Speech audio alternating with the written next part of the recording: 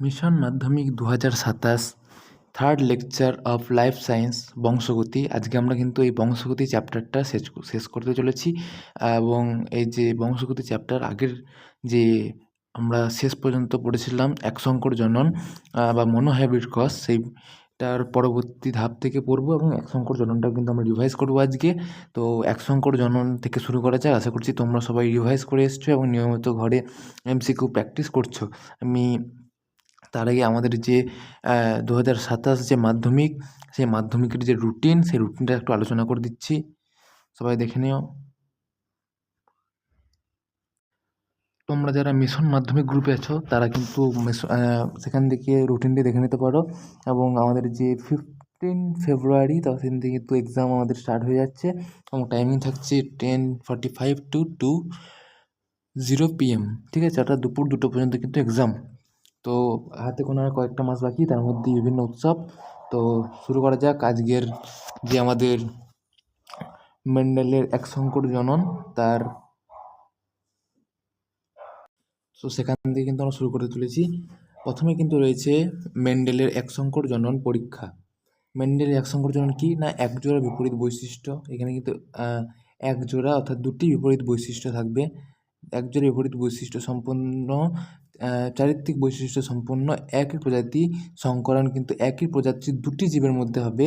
এবং এই যে সংকরণ ঘটানো, একে কিন্তু বলা হচ্ছে একশঙ্কর জনন বা মনোহ্যাবিট ক্রস, ঠিক আছে? এখানে কিন্তু ইংলিশটা আমরা মনে রাখবে, তাহলে কিন্তু কনফিউজ হবে না। এই যে মনো কথার অর্থ হচ্ছে এক। এরপর কি রয়েছে না, এই যে একশঙ্কর জনন তার কিন্তু একটু বিশ্লেষণ দেওয়া হচ্ছে, যার পুরোটাই কিন্তু আমরা পেয়ে যাব যে পরের যে চেকার বোর্ড রয়েছে সেই চেকার বোর্ডের মাধ্যমে। তো চেকার বোর্ডটা কিন্তু আমরা ভালো করে করব, যারা কিন্তু এবারে এক্সামের জন্য ইম্পর্টেন্ট অর্থাৎ মাধ্যমিকে আসতে পারে। কি আছে না, প্রথমে আমাদের কিন্তু বলে দেওয়া রয়েছে যে আমরা দুটি একজোড়া বিপরীত বৈশিষ্ট্য অর্থাৎ দুটি বিপরীত বৈশিষ্ট্য নিয়েছি। কি না, একটা হচ্ছে বৈশিষ্ট্য নিয়েছি, একটা হচ্ছে এখানে কিন্তু ক্যাপিটাল টি অর্থাৎ বিশুদ্ধ লম্বা মটর গাছ, আর একটা হচ্ছে স্মল টি অর্থাৎ বিশুদ্ধ পেটে মটর গাছ। এগুলি কিন্তু হচ্ছে অ্যালিল। এরপর আমরা এদের মধ্যে যদি ইতর প্রোডাক্ট যোগ করি তাহলে কিন্তু গ্যামেট ফর্মেশন হবে। এই যে এই পার্টটা অর্থাৎ বিশুদ্ধ লম্বা মটর গাছ, সেই কিন্তু পাবো আমরা ক্যাপিটাল টি করে দুটি গ্যামেট, আর তারপরে পাবো যে স্মল টি করে এই যে বিশুদ্ধ বেটে মটর গাছ থেকে দুটি গ্যামেট। এই যে দুটি গ্যামেট আমরা পেলাম, এই মোট 4টি গ্যামেট, এরা কিন্তু নিজেদের মধ্যে স্বপরাগযোগ করবে। এটা কিন্তু ইতর পরাগযোগ এই ফার্স্ট স্টেজে। দেন কিন্তু আমরা পাবো যে এরা করছে স্বপরাগযোগ। এবার এরা যদি স্বপরাগযোগ করবে তাহলে কিন্তু ক্যাপিটাল টির সাথে এই স্মল টি অ্যাড হবে, আর এখানে কিন্তু অ্যাড হবে ক্যাপিটাল টি এর সাথে এই স্মল টি। তাহলে আমরা এখানে দেখতে পেলাম এটার সাথে এটা জয়েন হয়ে গেল ক্যাপিটাল টি স্মল টি অর্থাৎ শঙ্কর লম্বা, আর এটার সাথে এটা যোগ হয়ে গেল ক্যাপিটাল টি বা স্মল টি অর্থাৎ শঙ্কর লম্বা। এইখানে কিন্তু এই যে পার্টটা ক্যাপিটাল টি হচ্ছে দীর্ঘ এবং প্রকট অর্থাৎ যেটি কিন্তু বৈশিষ্ট্য প্রকাশ পাবে, আর স্মল টি অর্থাৎ খর্ব বা বেটে যেটি হলো প্রচ্ছন্ন অর্থাৎ যেটি কিন্তু প্রকাশ পাবে না। প্রকটের উপস্থিতি কিন্তু এই স্মল টিটি বাধাগ্রস্ত হবে তার প্রকাশ পেতে, ঠিক আছে? এরপরের যে পার্ট, সে পার্ট হচ্ছে এই যে আমরা শঙ্কর লম্বা দুটি গ্যামেট পেলাম, যেটি কিন্তু হলো প্রথম অপত্যজিনু বা ফার্স্ট জেনারেটাল প্ল্যান। এই যে এই জেনারেশনটাই কিন্তু যদি আমরা আবার দুটি ভাগে ভাগ করি, এটাকে যদি আমি, তাহলে মোট 4টি গ্যামেট পাবো। এই যে এই পোর্শনটা থেকে অর্থাৎ এই শঙ্কর লম্বার থেকে পাবো আমরা একটা ক্যাপিটাল টি স্মল টি, এটা থেকে পাবো ক্যাপিটাল টি স্মল টি। এবার এটা থেকে যদি আমরা যে গ্যামেট, সেই গ্যামেটের মধ্যে যদি আমরা F2 জন্য চাই তাহলে কি করতে হবে না, এদের মধ্যে ক্রস করতে হবে। এই যে ক্যাপিটাল টি, এটার সাথে কিন্তু ক্রস হবে, এটার নিয়ে হবে ক্যাপিটাল টি অর্থাৎ বিশুদ্ধ লম্বা, আর এই ক্যাপিটাল টি এর সাথে হবে ওই যে, আর এই পার্টটার স্মল টি এর নিয়ে হবে ক্যাপিটাল টি স্মল টি। ঠিক একইভাবে এই স্মল টি এর সাথে হবে কিন্তু এই ক্যাপিটাল টি, আর এই স্মল টি এর সাথে হবে এই স্মল টি। অর্থাৎ তোমরা এখানে কিন্তু দেখতে পাচ্ছ খুব ভালো করেই কি না, এই যে এটা হলো ক্যাপিটাল টি অর্থাৎ এটা কিন্তু হলো হোমো অ্যালিল, বা কি না দুটি কিন্তু সমান অর্থাৎ এটা প্রকট বৈশিষ্ট্য অর্থাৎ বিশুদ্ধ লম্বা, আর এটি হচ্ছে স্মল টি এটা কিন্তু বিশুদ্ধ বেটে এবং হোমো অ্যালিল, আর এগুলি হচ্ছে হেটেরো অ্যালিল।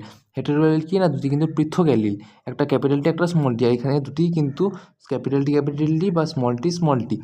এই চারটাকে যদি আমরা ধরি, চারটার পরিমাণ তোমরা সবাই জানো, টোটালটা 100% যদি ধরা হয়, তাহলে এই পার্টটা আর এই পার্টটার কথা হবে না, এটা যেহেতু রয়েছে একটা করে, তাই কি হয়ে যাবে না 15%, অর্থাৎ 100/4, ঠিক আছে। এটা কিন্তু হয়ে গেল 15%, যেহেতু একটা আছে, অর্থাৎ 1/4 ইন্টু 100, ক্লিয়ার, 15%, সরি 25%। আর এই যে এটি যেহেতু দুটি আছে, এই পার্টটা যেহেতু দুটি আছে, তাই কি হবে না 2/4, অর্থাৎ টোটাল যেহেতু 4টা যে F2 জেনারেশন আছে, তাই 4 ইন্টু টোটাল 100% কী হবে 50%, ঠিক আছে। আশা করি সবার ক্লিয়ার হয়েছে। এই যে এর পুরো যে আমরা যেটা পড়লাম, সেটা কিন্তু এই যে ছোট্ট একটা বোর্ড এই অংশটাতে দেওয়া রয়েছে, এটা পড়লে কিন্তু ওভারঅল সব কিন্তু ক্লিয়ার হয়ে যাবে। এখানে কি বলা হয়েছে না, এই যে বিশুদ্ধ লম্বা এবং যে বিশুদ্ধ বেটে আমরা সংকর লম্বা দুটি পেয়েছিলাম, এটি কি না এর মধ্যে থেকে এই দুটি কিন্তু মেল ফিমেলের ক্রস করানো হলো। এটা কিন্তু মেলের সাইন, এটা হলো ফিমেলের সাইন, যেটা কিন্তু দিতে আমরা ভুলবে না। এখানে মেল ফিমেলে ক্রস করানো হলে প্রথমে এটার সাথে এটা ক্রস হয়েছে, নিয়ে হয়েছে বিশুদ্ধ লম্বা, যেটা তোমরা আগে দেখে এলে। এটার সাথে আবার এটা হয়েছে এই সংকর লম্বা, আবার এটার সাথে এটা, আর এটার সাথে এটা নিয়ে বিশুদ্ধ বেটে, এই চারটে কিন্তু হয়ে গেছে। এটাই হলো F2 জন্য অর্থাৎ সেকেন্ড জেনারেশনের চেকার বোর্ড। এই চেকার বোর্ড থেকে তোমরা কী বলতে পারবে, যে পার্সেন্টেজ সেটা বলতে পারবে। তোমাদের যদি জিজ্ঞেস করা হয় যে এখানে কত পার্সেন্ট বিশুদ্ধ লম্বা, তাহলে তোমরা কী বলবে, এখানে কিন্তু টোটাল 4, অর্থাৎ টোটাল 4টার মধ্যে একটা বিশুদ্ধ লম্বা, তাই 1/4, আর যদি পার্সেন্টেজ বলে ইন্টু 100, তাই হবে 25%। ঠিক একইভাবে বিশুদ্ধ বেটে, এবং ঠিক যদি 2/4 ইন্টু 100 করা হয়, তাহলে কথা হবে সংকর লম্বা। এটা কিন্তু 100 ধরনের চেকার বোর্ড। এবার আগের পেজে চলে আসছো, আগের পেজে এই লাস্ট কিছু লাইন, লাস্ট 3টে লাইন কিন্তু আমাদের দেখতে হবে। লাস্ট 3টে লাইন কি বলছে, তৃতীয় অপত্য জনুতে উৎপন্ন বীজগুলি থেকে মটর গাছগুলির মধ্যে 75%, অর্থাৎ 3 ভাগ ছিল লম্বা, এবং 25%, অর্থাৎ 1 ভাগ ছিল বেটে। অর্থাৎ কি আমরা যে দেখলাম ক্যাপিটাল টি স্মল টি, এইটাই তো কিন্তু বিশুদ্ধ বেটে, আর এই দুটো যেহেতু সংকর লম্বা, কিন্তু যেহেতু ক্যাপিটাল টিটা প্রকট এবং স্মল টি প্রচ্ছন্ন, তাই আমরা কিন্তু এখানে শুধুমাত্র ক্যাপিটাল টিকেই লম্বা হিসাবে ধরছি। এখানে কিন্তু প্রচ্ছন্ন বৈশিষ্ট্য বা বেটে বৈশিষ্ট্য প্রকাশ পাচ্ছে না, তাই কী বলা হচ্ছে না 75, অর্থাৎ 3/4 ইন্টু 100%, অর্থাৎ 75% কিন্তু লম্বা। এটা কিন্তু যে ফিনোটাইপ অনুপাত সেটা, অর্থাৎ এটা কিন্তু বাইরে থেকে দেখা যাবে, এটা কিন্তু ভেতর থেকে জিনগত যে ভাগ সেটা দেখা যাবে না। তাই এখানে কি বলছে, ফিনোটাইপের অনুপাত, অর্থাৎ যেটা তুমি বাইরে থেকে দেখতে পাচ্ছ তার অনুপাত, কিন্তু এটা কিন্তু একটা ভিপিআই লাইন, নাকি F2 জন্যর মধ্যে যে ফিনোটাইপের অনুপাত সরি এক সেকেন্ড, F2 জন্যর মধ্যে যে ফিনোটাইপের অনুপাত সেটা হচ্ছে 3:1। আর জিনোটাইপ, অর্থাৎ জিনোটাইপ বলতে যেটা কিন্তু আমরা দেখতে পাচ্ছি, কি দেখতে পাচ্ছি না, দুটি একদম লম্বা, দুটি সংকর লম্বা ইন্টু 2 করে দিলাম, আর একটা হচ্ছে বিশুদ্ধ বেটে। তাহলে এখানে কি 1, এখানে কিন্তু দুটি, এখানে 1, অর্থাৎ জিনোটাইপ অনুপাত কী হয়ে যাবে 1:2:1, ঠিক আছে। এটা কিন্তু এক্সামে আসে, এই যে পার্টটা পড়লে তোমরা, এটা কিন্তু খুব ইম্পর্টেন্ট একটা পার্ট।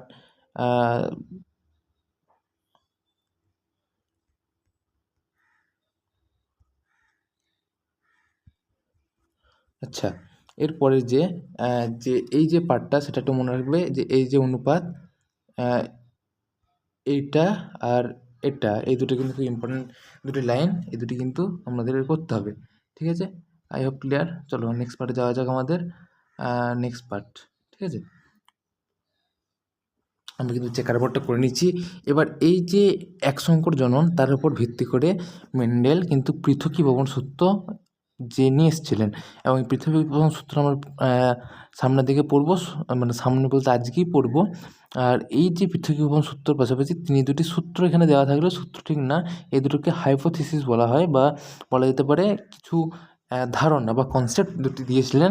কনসেপ্টটা কি, একটা হচ্ছে অনুসূত্র, একটা কিন্তু হচ্ছে অনুসূত্র, এই যে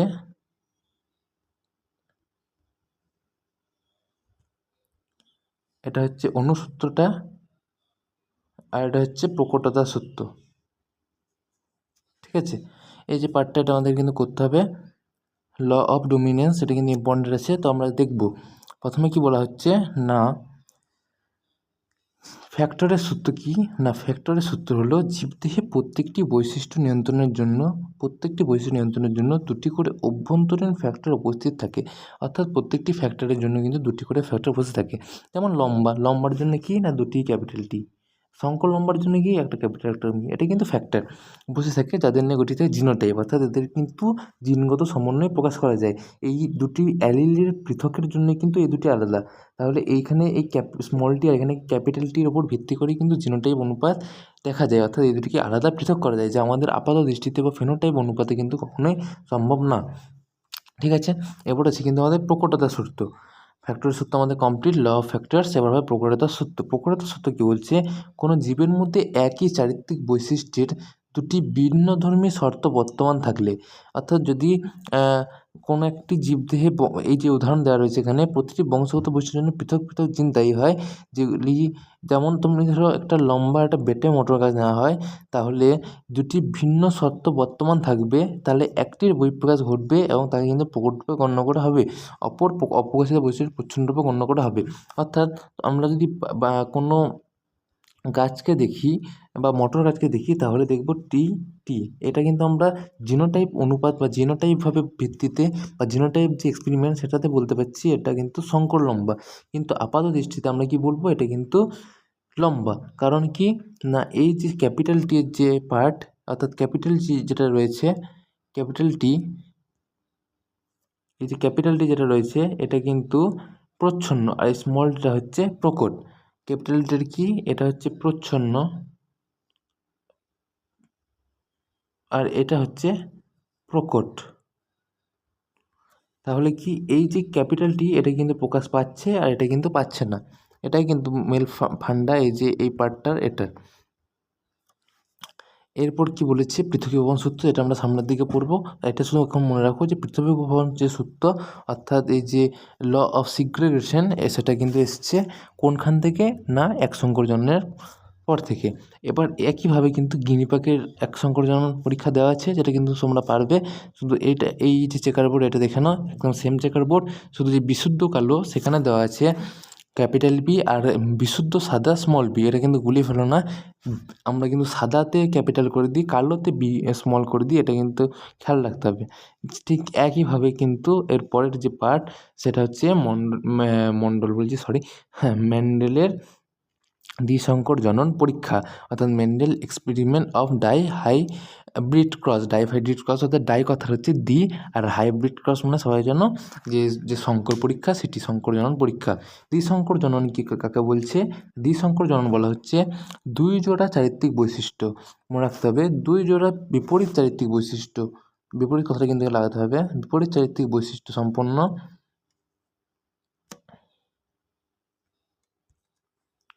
দুই জোড়া বিপরীত চারিত্রিক বৈশিষ্ট্য সম্পন্ন একই প্রজাতির ভুক্ত দুটি জীবের মধ্যে সংকরায়ন ঘটানোকে কিন্তু দ্বিসংকর জনন। অর্থাৎ এখানে কি, দুই জোড়া বিপরীত চারিত্রিক বৈশিষ্ট্য হয়ে যাবে, বাস এটুকুই কিন্তু ডিফারেন্স। এবার এদের মধ্যে কি হচ্ছে না, মটর গাছ নেওয়া হয়েছিল। মটর গাছ কীরকম নেওয়া হয়েছে, একটা নেওয়া হয়েছে বিশুদ্ধ হলুদ ও গোলাকার বীজ।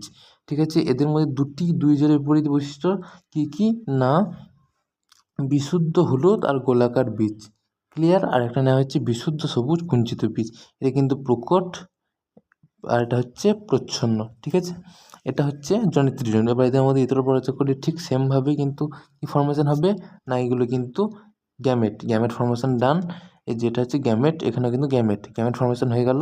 এবার গ্যামেট ফর্মেশন হওয়ার পর কী হবে না, এই যে এতক্ষণ আমরা দেখলাম যে একের সাথে অপরের ইন্টারসেকশন, সেটা কমপ্লিট হবে।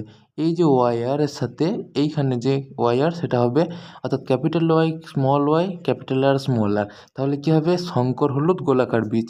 এটার সাথে আবার এটার হবে ওটার যে পার্ট, আর কী হবে, capital Y small Y, capital R small R. সেমভাবে এটাও সাথে এটার হবে, আর এটার সাথে এটার হবে। তাহলে আমরা কি দেখতে পেলাম, এখানে কিন্তু চারটাই কি হলো না, capital Y, capital R capital Y capital R small R, sorry capital Y small Y, এক সেকেন্ড কনফিউজ করবো না, কনফিউজ করার কিন্তু খুব ভালোভাবে শুনবে।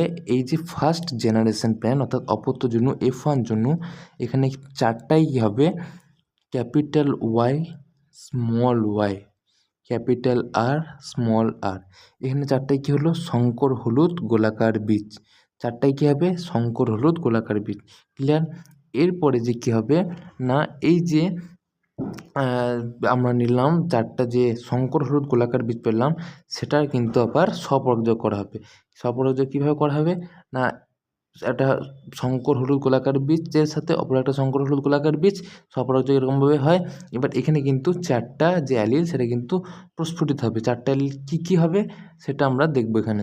চারটা অ্যালিল কি, একটা হবে কিন্তু এই ওয়াইয়ের সাথে এই আর, তাহলে কী হলো, ক্যাপিটাল ওয়াই ক্যাপিটাল আর, ঠিক আছে। একবার কী হবে, ক্যাপিটাল ওয়াইয়ের সাথে কিন্তু হয়ে যাবে স্মল আর, হয়ে গেল। এবার হবে কিন্তু এই যে ক্যাপিটাল ওয়াইয়ের পর যে ক্যাপিটাল স্মল ওয়াই রয়েছে, স্মল ওয়াইয়ের সাথে হয়ে যাবে এই যে স্মল ওয়াই, তার সাথে হয়ে যাবে ক্যাপিটাল আরের, হয়ে গেল। আর একবার হয়ে যাবে কিন্তু যে স্মল ওয়াই রয়েছে তার সাথে স্মল আরের। চারটা বোঝা গেল। যেভাবে তোমরা ম্যাথ করো ঠিক সেভাবে।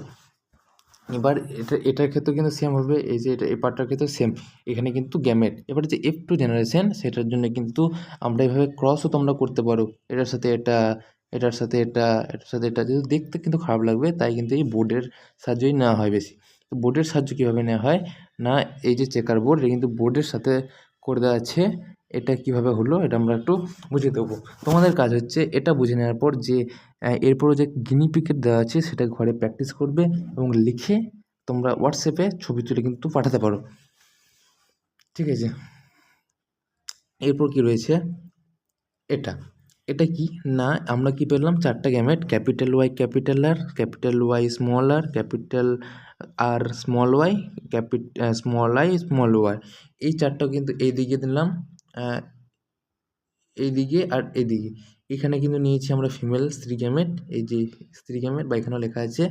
আর এই চারটা হচ্ছে পুং গ্যামেট, এখানেও লেখা আছে। এই দুটো কিন্তু সিম্বল। তাহলে কি হলো, প্রথমে এই দুটোর ক্রস করলে কি হলো, ক্যাপিটাল ওয়াই স্মল আর, তাহলে কি হলুদ গোলাকার। আর এটার তোমরা আগে লিখবে, লেখার স্টাইলটা আমি বলছি। ফার্স্টে এই দুটো, তারপরে এই দুটো কথা লিখবে একদম শেষে। এই দুটো কমপ্লিট হলো, কালারটা চেঞ্জ করি, এই দুটো কমপ্লিট হলো, তারপরে মাঝেরটাতে আসবে, এটার সাথে এটা করবে, এখানে লিখে দেবে। আবার এটার সাথে এটা করবে, এখানে লিখে দেবে। এটার সাথে এটা করলে এখানে লিখে দেবে। এভাবে কিন্তু সবগুলো ফিল করবে এবং খুব ভালোভাবে করবে। এখানে কিন্তু নামগুলো খেয়াল রাখতে হবে। যখনই আমরা পাবো ক্যাপিটাল ওয়াই তখনই কিন্তু হলুদ, চোখ বন্ধ করে হলুদ। আর যখনই আমরা পাবো ক্যাপিটাল আর তখনই কিন্তু হবে গোলাকার, ঠিক আছে। যখনই পাবো ক্যাপিটাল ওয়াই হলুদ, যখনই পাবো ক্যাপিটাল আর গোলাকার। ক্লিয়ার? ঠিক সেমভাবে যখনই আমরা দুটি যে স্মল ওয়াই পাবো, একটা নয় কিন্তু দুটি, এখানে একটা ক্যাপিটাল ওয়াই পেলেই কিন্তু হলুদ, কিন্তু একটা স্মল ওয়াই পেলে সবুজ নয়, দুটি স্মল ওয়াই পেলেই কিন্তু সবুজ। আবার সেমভাবে দুটি যদি আমরা স্মল আর পাই তাহলে হবে কুঞ্চিত, আর একটা যদি ক্যাপিটাল আর পেয়ে যাই তাহলে কিন্তু হয়ে যাবে গোলাকার। ক্লিয়ার? এবার এর যে অনুপাত, সেই অনুপাতটা কী সেটা আমরা দেখব। এখানে কিন্তু বড় করে দেওয়া আছে। এখানে একটা ট্রিক দেখাই, এটা কিন্তু মনে রাখতে কঠিন। আমরা দেখলাম এখানে যে ফিনোটাইপ অর্থাৎ যেটা কিন্তু আমরা বাইরে থেকে ডিফারেন্স করতে পারবো, সেটা হচ্ছে ফিনোটাইপ অনুপাত কী হবে 9:3:3:1। এখানে 3:3:1 এই যে পার্টটা এটা মনে রাখবে। এবং এখানে ফিনোটাইপ অনুপাত আসে না, জিনোটাইপ অনুপাত কিন্তু দিতে পারে। জিনোটাইপ কীভাবে মনে রাখবে, এখানে যে 9টাকে তোমরা কীভাবে ভাঙবে না, 1 + 2 + 2 + 4 টোটাল যোগ করে যদি দেখো তাহলে কিন্তু হবে 4 5 6 7 8 9। এখানে কিন্তু 9টাকে তোমরা ভাঙলে। এবার 3টাকে কীভাবে ভাঙবে, এই যে তিনটাকে কীভাবে ভাঙবে না 1 + 3, এই 3টাকেও সেমভাবে ভাঙবে 1 + 3, আর একটা 1 তো আমাদের আছেই। এই যে ভাঙাটা এটা মনে রাখবে যে বিশ্লেষণ বা ফ্যাক্টরাইজেশন ঠিক নয়, বিশ্লেষণ বলবো। এটাই কিন্তু তোমাদের পরবর্তীকালে কী হয়ে যাবে না, যে জিনোটাইপ তার অনুপাত মনে থাকবে। আচ্ছা, এই পার্টটা কিন্তু মনে রাখবে। এরপর কিন্তু রয়েছে গিনিপিগের যে টেস্ট, সেটা গিনিপিগের টেস্ট কিন্তু সেম, শুধু কি ডিফারেন্স কিছুই না, এদের যে গ্যামেট নেওয়া হয়েছে ক্যাপিটাল বি ক্যাপিটাল আর অন্যরা নেওয়া হয়েছে স্মল বি স্মল আর, এই দুটি কিন্তু শুধুমাত্র ডিফারেন্স। ক্লিয়ার? আচ্ছা, এরপর আমাদের কি আছে, ব্যাকক্রস আর টেস্ট ক্রস। ব্যাকক্রস আর টেস্ট ক্রস কাকে বলছে, এই যে এই পার্টটা আমাদের পড়তে হবে। ব্যাকক্রস কাকে বলা হচ্ছে, অপত্য বংশীয় কোনো জীবের সঙ্গে জনিত্রি জন্য সদৃশ জিনোটাইপ বিশিষ্ট কোনো জীবের সংকরণ পদ্ধতিকে ব্যাকক্রস। অর্থাৎ কোনো অপত্য জন্য যদি কোনো নির্ধারণ করতে হয় বা অপত্য জন্য সম্বন্ধে কোনো প্রয়োজনীয় তথ্য জানতে হয়, তাহলে যে জনিত্র জন্য অর্থাৎ যে সন্তান তার সাথে জনিত্রের জন্য কিন্তু সদৃশ জিনোটাইপ বিশিষ্ট কোনো জীবের সংকরণ করতে হবে। এখানে কিন্তু জিনোটাইপ অনুপাত দেখতে হবে। আমরা কিন্তু সংকরণের ক্ষেত্রে বা যে কোনো রিসার্চের ক্ষেত্রে জিনোটাইপের অনুপাতটাই কিন্তু বেশি প্রাধান্য দিয়ে থাকি অপেক্ষাকৃত ফিনোটাইপ। ফিনোটাইপ কিন্তু বাইরে থেকে দেখে ভালোভাবে বোঝা কখনোই সম্ভব নয়। ঠিক আছে? আচ্ছা, তাহলে কী হলো ব্যাকক্রস। ব্যাকক্রস কাকে বলা হচ্ছে না, অপত্য বংশীয় অর্থাৎ অপত্য সন্তান বা অপত্য কোনো জীবের কোনো অপত্য থেকে সেই জীবের সঙ্গে জনিত্রের জন্য সদৃশ জিনোটাইপ বিশিষ্ট কোনো জীবের সংকরণ পদ্ধতিকে বলা হচ্ছে ব্যাকক্রস। সেমভাবে টেস্ট ক্রস কি, টেস্ট ক্রসও কিন্তু সেম, কোনো জীবের জিনোটাইপ নির্ণয় করার জন্য। ব্যাকক্রসও কিন্তু এই টেস্ট ক্রস কিন্তু জিনোটাইপ নির্ণয় করার জন্য ওই জীবের সঙ্গে এই যে যার জিনোটাইপ নির্ণয় করা হবে সেই জীবের একমাত্র হোমোজাইগাস প্রচ্ছন্ন, অর্থাৎ যদি ক্যাপিটাল টি থাকে তাহলে কিন্তু হবে না, কী হবে, হোমোজাইগাস প্রচ্ছন্ন, অর্থাৎ দুটি হতে হবে সমান এবং প্রচ্ছন্ন। এই একটা এক্সাম্পল দেওয়া যেতে পারে, একটা স্মল আর এক্সাম্পল দেওয়া যাবে, কখনোই কিন্তু এটা হোমোজাইগাস প্রচ্ছন্ন নয়। ঠিক আছে, তোমরা খেয়াল রাখবে। যে জিনোটাইপ যুক্ত জীবের ক্রস ঘটনা পদ্ধতিকে বলা হবে টেস্ট ক্রস। এক সংকর দ্বিসংকর জনন থেকে টেস্ট ক্রস অনুপাত যথাক্রমে মনে রাখবে এক সংকর জনন অর্থাৎ দুই জোড়া বিপরীত বৈশিষ্ট্য, তাই কী হবে 1:1, আর দ্বিসংকর জনন দুই জোড়া বিপরীত বৈশিষ্ট্য অর্থাৎ চারটি বিপরীত বৈশিষ্ট্য, তাই হবে 1:1:1:1। ক্লিয়ার? এটা কিন্তু মনে রাখতে হবে। এখানে কিন্তু আর কিছুই নেই, শুধু এই যে অনুপাত তোমরা করে দেখে নেবে, এটা কিন্তু সবচেয়ে বেশি ইম্পর্টেন্ট। এইবার আসছে most vital point of biology, অর্থাৎ এই যে চ্যাপ্টার, সেটা কিন্তু এখান থেকে একটা কোশ্চেন কিন্তু থাকেই মাধ্যমিকে। এই যে পার্ট, সেটা পার্টটা কি, এখান থেকে কিন্তু একটা কোশ্চেন একদম শিওর শট আসবে একদম, কিন্তু এখান থেকে একটা কোশ্চেন তোমরা দেখতে পাবে এবছর, বা একটা সংজ্ঞা তো আসেই প্রতি বছর, এবছরের নয় শুধু, প্রতি বছর একটা সংজ্ঞা এখান থেকে আসে, পৃথকীভবন সূত্র আর স্বাধীন সচেতন সূত্র। পৃথকীভবন সূত্র কাকে বলা হচ্ছে না, কোনো জীবের একজোড়া বিপরীত বৈশিষ্ট্য জনিত্র জন্য থেকে, অর্থাৎ একজোড়া দুটি বিপরীত বৈশিষ্ট্য জনিত্রীর জন্য থেকে অপত্য জন্যতে সঞ্চারিত হওয়ার সময়, দুটি বিপরীত বৈশিষ্ট্য যখন জনিত্রীর জন্য থেকে অপত্য জন্যতে সঞ্চারিত হয়, অর্থাৎ যখন পিতার দেহ মাতার দেহ থেকে সন্তানের দেহতে অর্থাৎ জনিত জন্য থেকে অপত্য জন্যতে সঞ্চারিত হওয়ার সময় সেই যে বিপরীত যে বৈশিষ্ট্য সেগুলি একত্রিত হলেও বৈশিষ্ট্য বা অ্যালুলগুলি কিন্তু কখনো মিশে যায় না, অর্থাৎ তারা কিন্তু কখনো মিক্স হয় না, বরং যখন গ্যামেট ফর্মেশন হয় বা যখন এমব্রায়ো গঠন হয় তখন কিন্তু বিপরীত ধর্ম বৈশিষ্ট্যগুলি পরস্পর থেকে পৃথক হয়ে যায়। এটাই কিন্তু পৃথকীভবন সূত্রের মূল ফান্ডা। ঠিক আছে, আশা করি তোমাদের সবাই ক্লিয়ার। এই যে পৃথকীভবন, এই অ্যালিলগুলি কখনো মিশ্রিত হয় না, এই পয়েন্টটা কিন্তু তোমরা মনে রাখবে, এই পয়েন্টটা কিন্তু মেন, সবচেয়ে যে মেন পয়েন্ট সেটা হচ্ছে এটা কিন্তু স্টার কোশ্চেন, তোমরা স্টার দিয়ে রাখতে পারো। এরকম কিন্তু একটা কোশ্চেন প্রতিবর্ষের মাধ্যমিকে আসে। এর সাথেই এই যে পৃথকীভবন সূত্র, এটা কিন্তু পেয়েছি আমরা কোথা থেকে না, মেন্ডেলের একসংকর জনন পরীক্ষা থেকে। ঠিক আছে, আর এই যে দ্বিসংকর জনন পরীক্ষা, সেটা থেকে কি পেয়েছি, স্বাধীন সঞ্চারণ সূত্র বা ল অফ ইন্ডিপেন্ডেন্ট অ্যাসর্টমেন্ট। ঠিক আছে, এটাকে কি বলছে না, কোনো জীবের দুই বা ততোধিক বৈশিষ্ট্য, আমরা জানি দ্বিসংকর জনন মানে কি, দুই জোড়া বিপরীত বৈশিষ্ট্য, এখানে বলছে দুই বা ততোধিক হতে পারে, তবে দুই জোড়াই কিন্তু হওয়া হয় সাধারণত। ঠিক আছে, আমরা দেখেছি দুই জোড়াই কিন্তু হয়। তো দুই জোড়া কী বলছে, এই যে এটা তোমরা করে নেবে। হ্যাঁ, তো কী বলা হচ্ছে না, কোনো জীবের দুই বা ততোধিক যুগ্ম বিপরীত বৈশিষ্ট্য, অর্থাৎ তারা কিন্তু একে অপরের সাথে যুগ্ম হবে। অর্থাৎ যদি একটা লম্ব হয় অপরটি লম্ব হবে, একটি কালো হলে পরেরটি কিন্তু কর্কশ, এভাবে হবে। অর্থাৎ কখনোই কিন্তু কোনো উচ্চতার সাথে কোনো রং এরকম হতে পারে না। যুগ্ম বিপরীত বৈশিষ্ট্য অবশ্যই বিপরীত হবে। বৈশিষ্ট্যগুলি জনিত্রী অণু থেকে অপত্য অণুতে সঞ্চারিত হওয়ার সময় একত্রিত হয়। অর্থাৎ যখন জনিত্রী অণু থেকে অপত্য অণুতে হয় তখন কিন্তু একত্রিত হয়। কিন্তু শুধুমাত্র গ্যামেট গঠনকালেই এরা যে পরস্পর থেকে পৃথক হয় তাই নয়। এ পর্যন্ত কী ছিল? পৃথকীভবন। আমরা কি পড়েছিলাম? যখন গ্যামেট বা এমব্রায়ো ফর্ম করে তখন কিন্তু তারা একে অপর থেকে আলাদা হয়।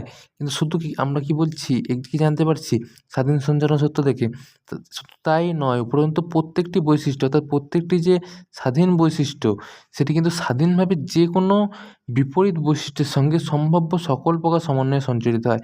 এই লাইনটা মনে রাখবে, সম্ভাব্য সকল প্রকার, অর্থাৎ যেগুলো পসিবল সেগুলো কিন্তু সকল প্রকার এতে আমরা দেখতে পাচ্ছি।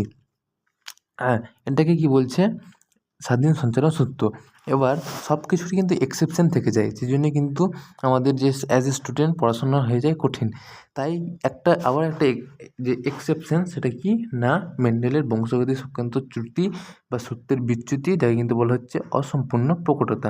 অসম্পূর্ণ প্রকটতা কাকে বলছে? না, বেশিরভাগ উদ্ভিদ ও প্রাণীতে কিন্তু বিপরীতধর্মী বৈশিষ্ট্যের জন্য কি প্রকট জিনের বহিঃপ্রকাশ ঘটলে, কিন্তু বিশেষ কিছু ক্ষেত্রে, খুব রেয়ার বা খুব জেনেটিক কিছু ক্ষেত্রে কি হয় না,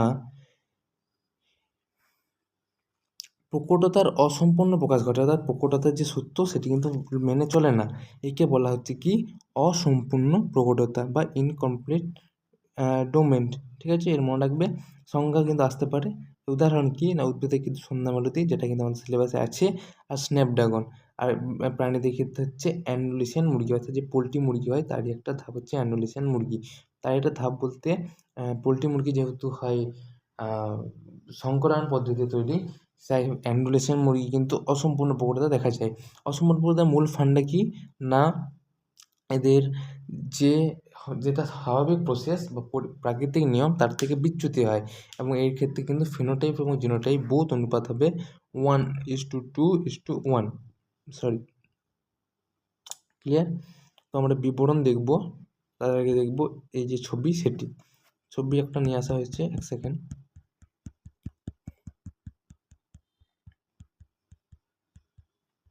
তোমরা এটা দেখে নিতে পারো।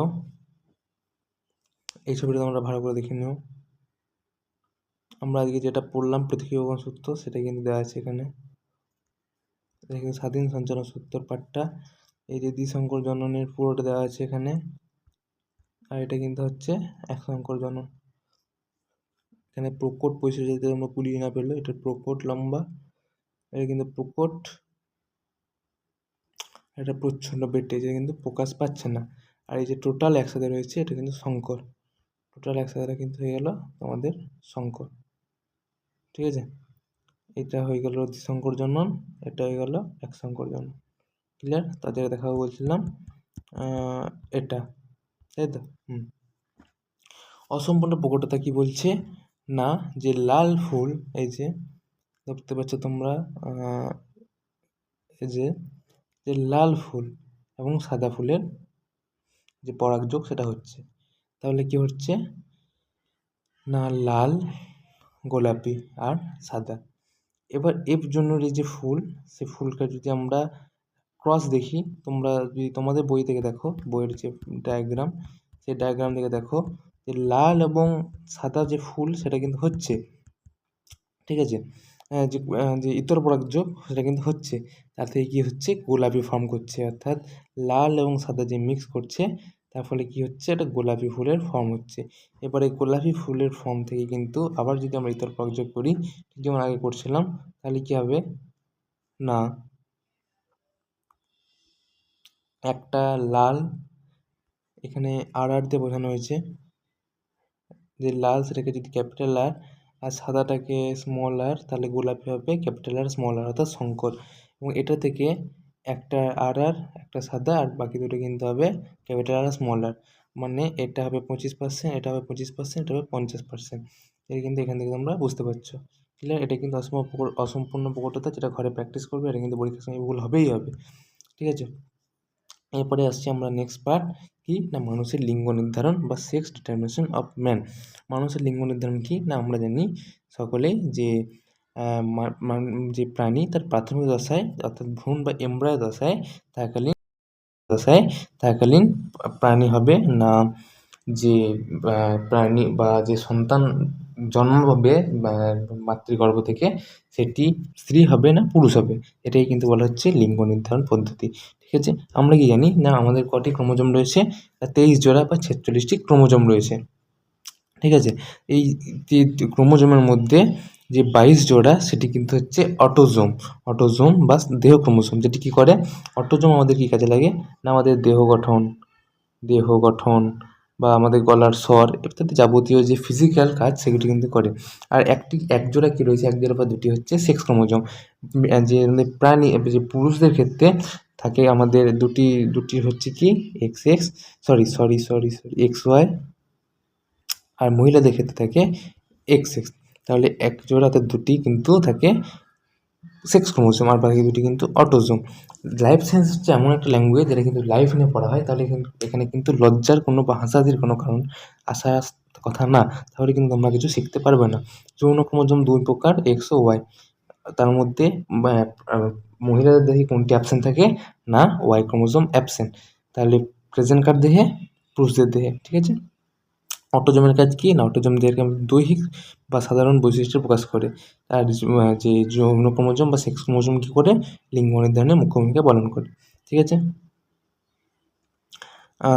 এখানে হেমিজাইগাস কথাটি কিন্তু ব্যবহার করা হয়েছে।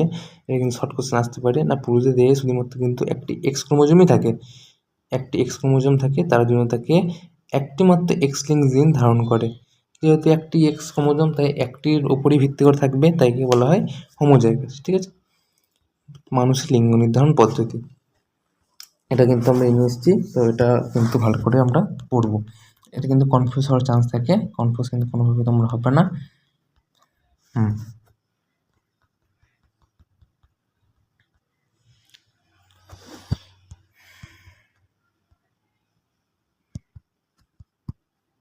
আচ্ছা, এই যে পাশে যে জিনগত রোগ সেটা কিন্তু তোমরা দেখবে না।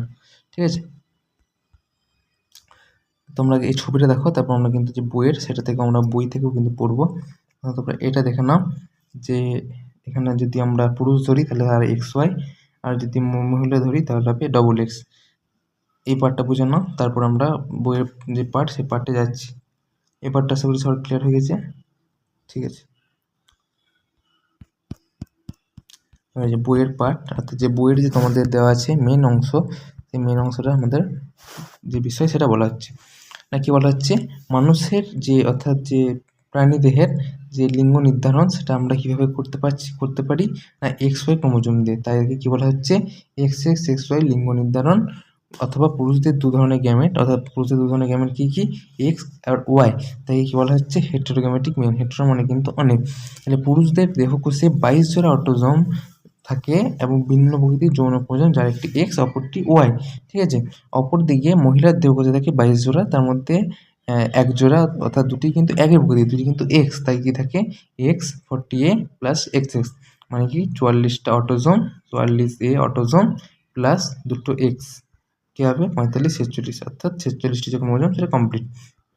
তো সেটাই কিন্তু এখানে যে বোর্ড, সেই বোর্ডটা যে চেকার বোর্ড সেটা কিন্তু দেওয়া আছে।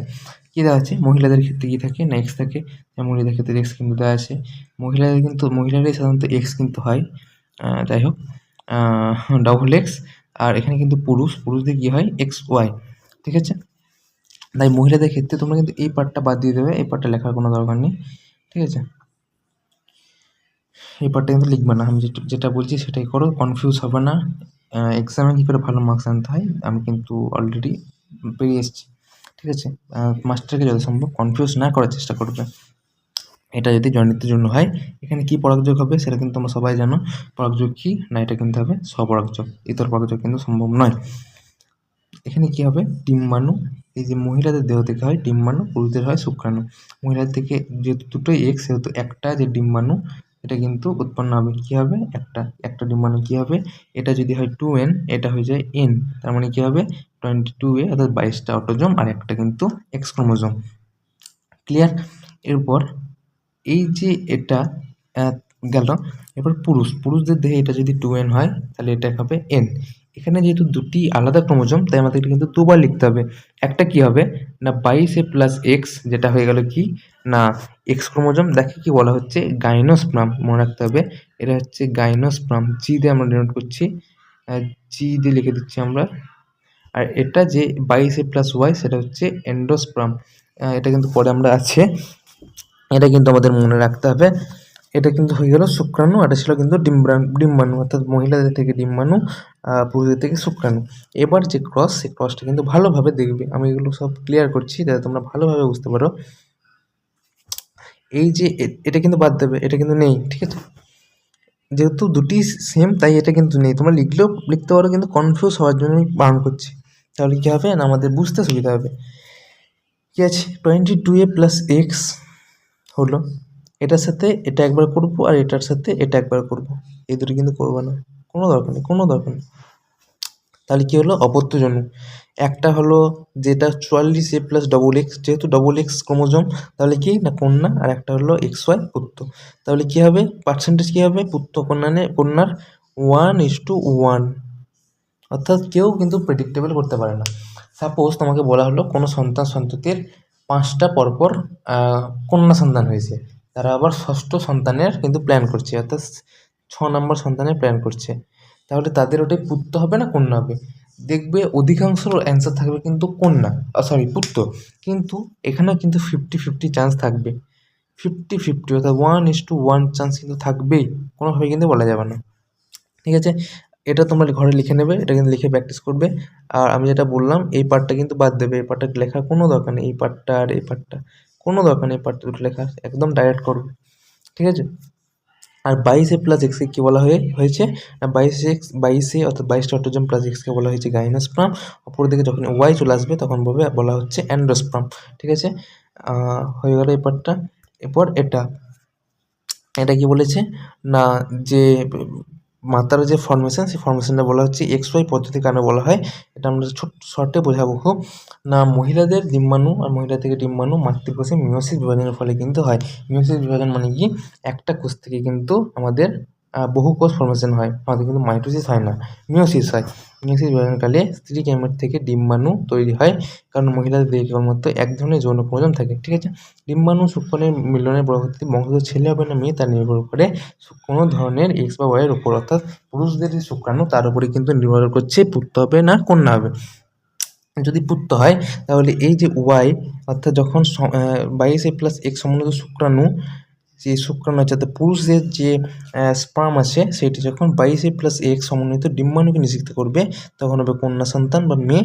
আবার যদি 22a প্লাস ওয়াই সমন্বিত শুক্রাণুটি 22a প্লাস এক্স সমন্বিত ডিম্বাণুকে নিষিক্ত করে তাহলে ছেলে হবে। অর্থাৎ এই যে শুক্রাণু বা যে আমরা গাইনোস্পার্ম বলছি, যখন গাইনোস্পার্ম যে শুক্রাণুর সাথে অ্যাটাচ হবে তখন হবে কন্যা সন্তান, আর অ্যান্ডোস্পার্ম অ্যাটাচ হলে হবে পুত্র সন্তান, ঠিক আছে। এই যে পরবর্তী বংশ ছেলে না মেয়ে তা সম্পূর্ণ নির্ভর করে পুরুষ উৎপন্ন দুটি ধরনের গ্যামেট এক্স ও বা ওয়াইয়ের গ্যামেটের উপর। তাহলে যে কন্যা হবে না পুত্র, তা সম্পূর্ণ নির্ভর করছে কার না যে পিতা তার উপর, সে কোন ধরনের গ্যামেট বা কোন ধরনের ক্রোমোজোম প্রদান করবে। তাহলে এই যে প্রক্রিয়া এটাকে বলা হয় হেটেরোগ্যামেটিক মেল বা XX/XY পদ্ধতি, ক্লিয়ার। তাহলে লিঙ্গ নির্ধারণের পিতার কি ভূমিকা সেটা আমরা পড়ব। লিঙ্গ নির্ধারণের পিতার ভূমিকা কি,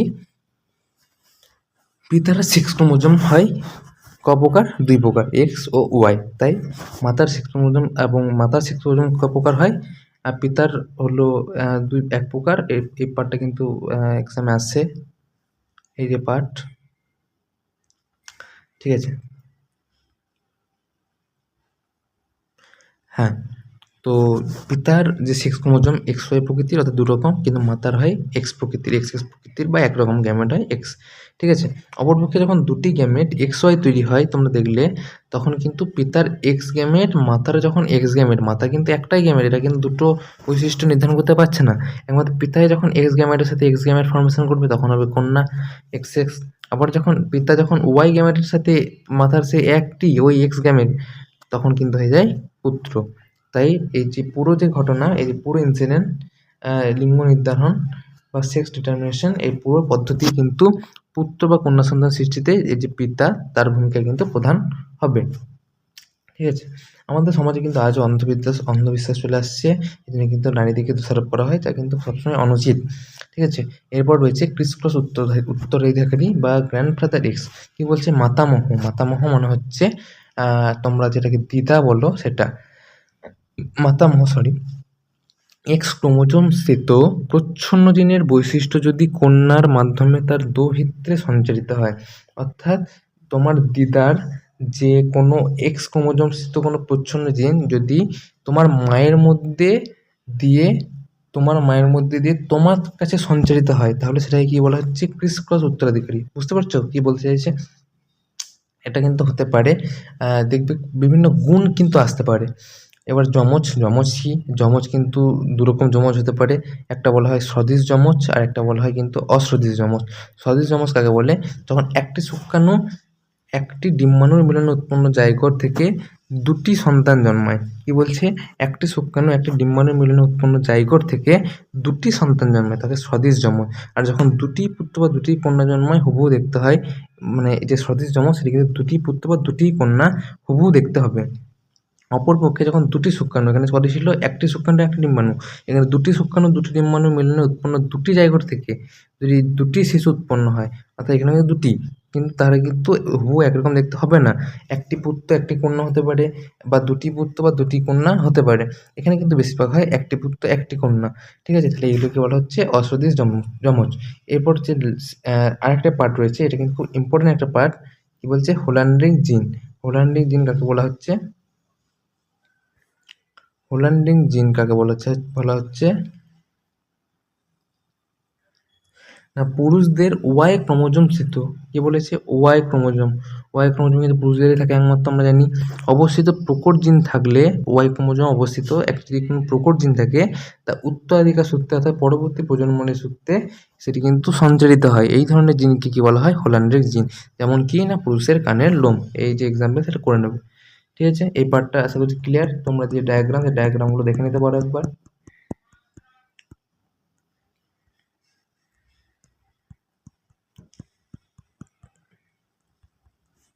এই যে ডায়াগ্রাম দেখে নিতে পারো, মানুষের লিঙ্গ নির্ধারণ পদ্ধতি।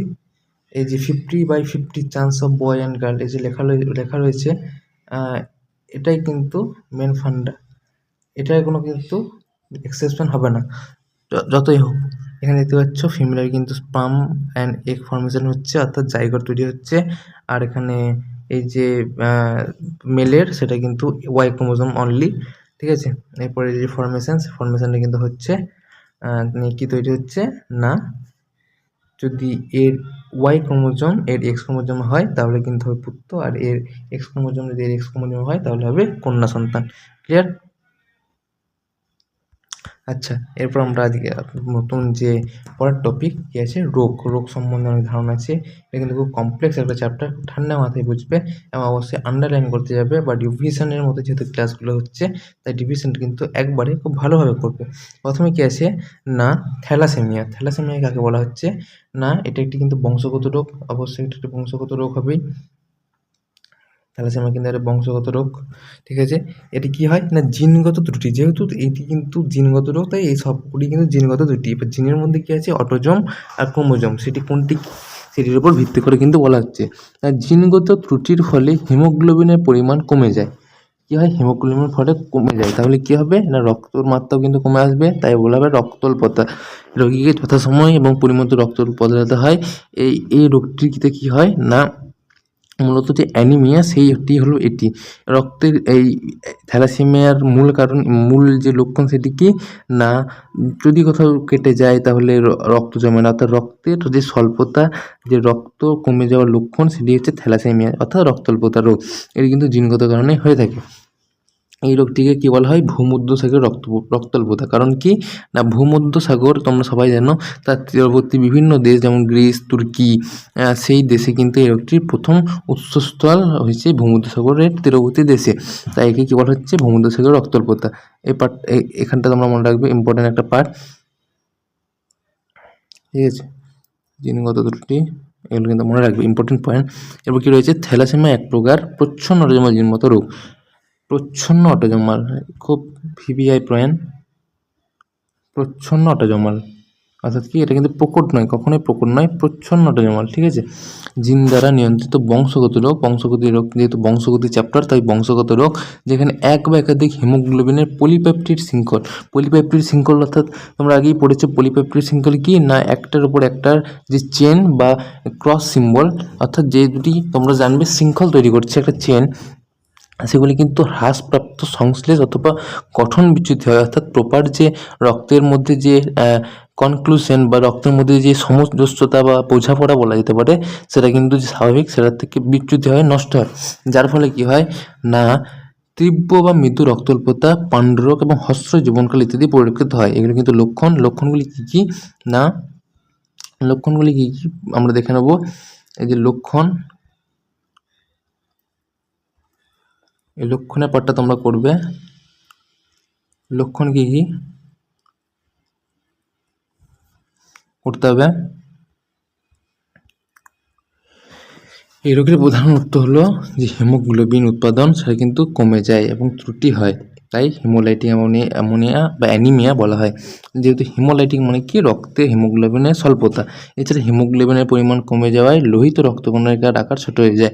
আমরা জানি লোহিত রক্তকণিকা কী করে, আমাদের যে হিমোগ্লোবিন সেটাকে লাল করে, তাই এটার আকার কমে যায় আর অস্থি দুর্বল বিকৃত হয় এবং যকৃত প্লীহার বৃদ্ধি পায় কারণ প্লীহাতে কিন্তু লোহা জমতে শুরু করে এবং কালচে মূত্র কিন্তু দেখা যায়। ঠিক আছে, এবার থ্যালাসেমিয়া হয় দু প্রকার, কী কী না, একটা হচ্ছে আলফা আর হচ্ছে বিটা থ্যালাসেমিয়া। আলফা এবং বিটা থ্যালাসেমিয়া কী কী না, যখন আলফা থ্যালাসেমিয়া হচ্ছে 16 নম্বর অটোজোম, এটা কিন্তু ক্রোমোজোম নয়, অটোজোম গঠিত, প্রচ্ছন্ন অটোজোম। ঠিক আছে, দুটি লোকাসে অবস্থিত করে, এক জোড়া বা দুই জোড়া 4টি প্রকার অ্যালিল হিমোগ্লোবিন আলফা হিমোগ্লোবিন সংশ্লেষণ দায়ী করে। আর যখন প্রচ্ছন্ন অ্যালিলের উপস্থিতি আলফা গ্লোবিন শৃঙ্খল অর্থাৎ যে পলিপেপটাইড শৃঙ্খল আমরা পড়েছিলাম, এই পলিপেপটাইড শৃঙ্খলের কিন্তু সংশ্লেষ ঘটে না। আর এই 4টে অ্যালিলের মধ্যে যখন একটি বা দুটি অ্যালিল প্রচ্ছন্ন প্রকৃতির হলে আলফা থ্যালাসেমিয়া মাইনর হয়। কি হয় না, আলফা থ্যালাসেমিয়া কিন্তু মাইনর হয় যদি 4টার মধ্যে একটা বা দুটো মাইনর অর্থাৎ ক্ষুদ্র, আর যদি 3টি বা 4টি অ্যালিলের মধ্যে প্রকৃতির হলে বা হিমোগ্লোবিন সংশ্লেষ অত্যাধিক হারে বাধাপ্রাপ্ত হয়, তাহলে আলফা থ্যালাসেমিয়া মেজর রোগ হয়। অর্থাৎ যে মাইনর সেটা হয় 1টি বা 2টি 4টির মধ্যে, আর যদি 3টি বা 4টি, তোমরা নিজেরাই বুঝতে পারছো, তাহলে বেশি অ্যালিল ক্ষতিগ্রস্ত হলে কিন্তু সেটি আরও ভয়ানক হবে, তাহলে আলফা থ্যালাসেমিয়া মেজর রোগটি হয়। বিটা থ্যালাসেমিয়ার কারণ কি, সেই একইভাবে ওটা ছিল 16 নম্বর, এটা কিন্তু মনে রাখতে হবে, খুব ইম্পর্টেন্ট একটা লাইন। এটা 16 নম্বর, এটা কিন্তু 11 নম্বর অটোজোম। আশা করি সবার ক্লিয়ার, সবার মনে থাকবে, মনে রাখা উচিত। অবস্থিত এক জোড়া বা দুটি প্রোকোডাইলিল হিমোগ্লোবিনের বিটা গ্লোবিন শৃঙ্খল, এটা কি ছিল আলফা গ্লোবিন শৃঙ্খল, তাই আলফা থ্যালাসেমিয়া এটা কিন্তু বিটা গ্লোবিন শৃঙ্খল বা বিটা পলিপেপটাইড শৃঙ্খলের জন্য দায়ী। এখানে কি বলেছে, প্রচ্ছন্ন অ্যালিলে উপস্থিত বিটা গ্লোবিন শৃঙ্খলের সংশ্লেষ বাধাপ্রাপ্ত হয় দুটি অ্যালিলের মধ্যে। এখানে কিন্তু কটা ছিল, টোটাল 4টে অ্যালিল আলফাতে, আর এখানে ছিল কি বিটাতে দুটি অ্যালিল। দুটি অ্যালিলের মধ্যে একটি অ্যালিল প্রচ্ছন্ন প্রকৃতির হলে বিটা থ্যালাসেমিয়া কী হবে না, মাইনর। আর যদি দুটি অ্যালিলের মধ্যে দুটি অ্যালিলই প্রচ্ছন্ন প্রকৃতির হয়, তাহলে হবে বিটা থ্যালাসেমিয়া মেজর। তোমরা নিজেরাই বুঝতে পারছো, রোগের তীব্রতা অনুসারে থ্যালাসেমিয়া দু প্রকারের হয়। এই যে থ্যালাসেমিয়াকে রোগের প্রকৃতি, এটা কিন্তু থ্যালাসেমিয়া দু প্রকারের, আলফা থ্যালাসেমিয়া বিটা থ্যালাসেমিয়া। এটা রোগের প্রকৃতি অর্থাৎ কীরকমভাবে রোগ ছড়াতে পারে, কীরকম রোগ কিন্তু আমাদের প্রকৃতিতে দেখা যায়, সেটার উপর ভিত্তি করে হচ্ছে দু প্রকার। কী না, একটা হচ্ছে alpha thalassaemia major, thalassaemia minor. Thalassaemia মেজরকে কী বলা হচ্ছে, হাইড্রোপসিস ফিটালিস, এটা কিন্তু মনে রাখতে হবে। থ্যালাসেমিয়া মেজরকে কী বলা হচ্ছে, হাইড্রোপসিস ফিটালিস। অর্থাৎ এই রোগের লক্ষণ 6 থেকে 2 বছর হতে যখন বাচ্চা, সেই সময় কিন্তু প্রকাশ পাওয়া যায়। এবং আলফা থ্যালাসেমিয়া মেজরকে হাইড্রোপসিস ফিটালিস এবং বিটা থ্যালাসেমিয়া মেজরকে এই যে থ্যালাসেমিয়া মেজর, এটাও কিন্তু একটা আলাদা পার্ট, তার মধ্যে দুটি পার্ট রয়েছে, আলফা থ্যালাসেমিয়া মেজর আর বিটা থ্যালাসেমিয়া মেজরকে বলা হচ্ছে কি না, কুলি বর্ণিত রোগ। কি বলা হচ্ছে, কুলি বর্ণিত রোগ। কি বলা হচ্ছে এখানে, হাইড্রোপসিস ফিটালিস, এবার হচ্ছে কুলি বর্ণিত রোগ। ঠিক আছে, এই পার্টটা কিন্তু মনে রাখতে হবে। আর এই রোগের তীব্র আকার মানে যে থ্যালাসেমিয়া মাইনর, সেটা কিন্তু কম আকার নেয় আর রোগীকে বারবার রক্ত বদল করতে হয় না। এটি অটোজোমাল প্রচ্ছন্ন রোগ। অর্থাৎ এই রোগের যদি বলে যে তোমার কি করণীয়, তাহলে বলা হবে রক্ত পরিশুদ্ধ করা। এখানে বলেছে না, রক্ত পাল্টাতে হয় না, রক্ত পাল্টানো যায় না, অর্থাৎ রক্ত পরিশুদ্ধ করা যায়, অর্থাৎ ডায়ালাইসিস। হয়তো তোমার নাম শুনে থাকবে, কি নাম, ডায়ালাইসিস। কি বলেছে, ডায়ালাইসিস। অর্থাৎ রক্ত পরিশ্রুত কিন্তু এই রোগের একটা উপায়, মানে এই রোগটাকে কিন্তু সেরে ওঠার আর কি। ঠিক আছে, এরপর থ্যালাসেমিয়া উত্তরাধিকারী সংক্রান্ত কিন্তু অঙ্ক আমরা এক্সামে আসবে।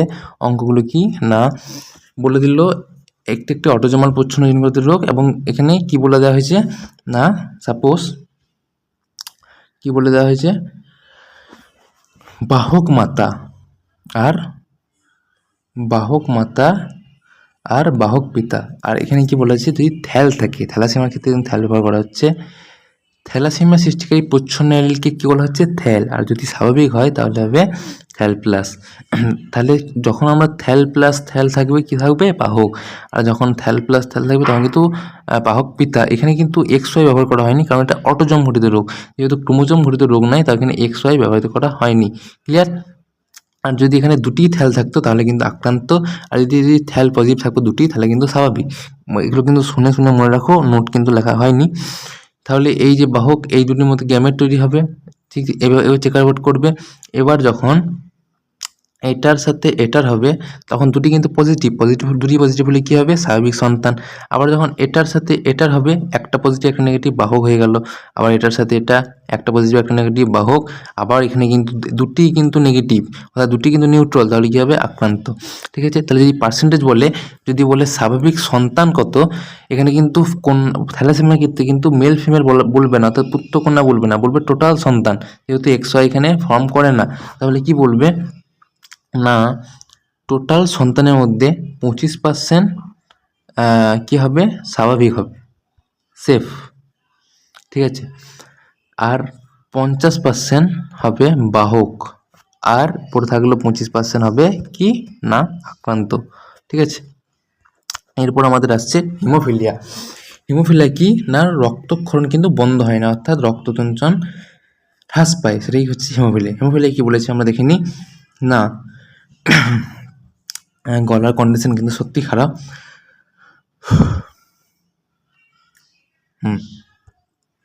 হিমোফিলিয়া এক প্রকার রক্তক্ষরণজনিত রোগ। এই রোগে আক্রান্ত মানুষের রক্ত জমাট বাঁধতে অনেক সময় নেয়, ফলে প্রচুর রক্ত হয় এবং লোকটি মারাও যেতে পারে। সেটি স্বাভাবিক। X-লিঙ্ক প্রচ্ছন্ন জিন দ্বারা এই রোগ সৃষ্টি, অর্থাৎ এটি কিন্তু প্রচ্ছন্ন জিন দ্বারা, এবং অর্থাৎ এটি কিন্তু অটোজম ঘটিত নয়, ক্রোমোজম ঘটিত রোগ। X ক্রোমোজোমে অবস্থিত একটি জিনের মিউটেশনের ফলে এই রোগের প্রকাশ পায়। তারা স্বাভাবিকভাবেই কী বোঝা যাচ্ছে না, এটি কিন্তু যে যখন স্ত্রীলোক, এটা কিন্তু খুব ভালোভাবে শুনবে, যেহেতু পুরুষদের দেহে একটি X থাকে, একটি Y থাকে, তাই যখন একটি যদি আক্রান্ত হয়, একটি X, তখনই এদের কিন্তু আক্রান্ত ঘোষণা করা হয়। কিন্তু কোনোভাবেই মহিলারা এরা আক্রান্ত হয় না, এটা সবসময় হবে বাহক। কারণ যদি আক্রান্ত হতে হয় তাহলে দুটিতেই কিন্তু এদের H+, দুটিতেই কিন্তু আক্রান্ত থাকতে হবে, যা কিন্তু খুবই রেয়ার। এখানে কি বলা হয়েছে, তাই পপুলেশনে 10 কোটি স্ত্রীলোকের মধ্যে একজন মতোই রোগাক্রান্ত হয়। বাহক কিন্তু হতে পারে, কিন্তু আক্রান্ত অর্থাৎ দুটি পজিটিভ কখন অনেক কিন্তু কম হয়।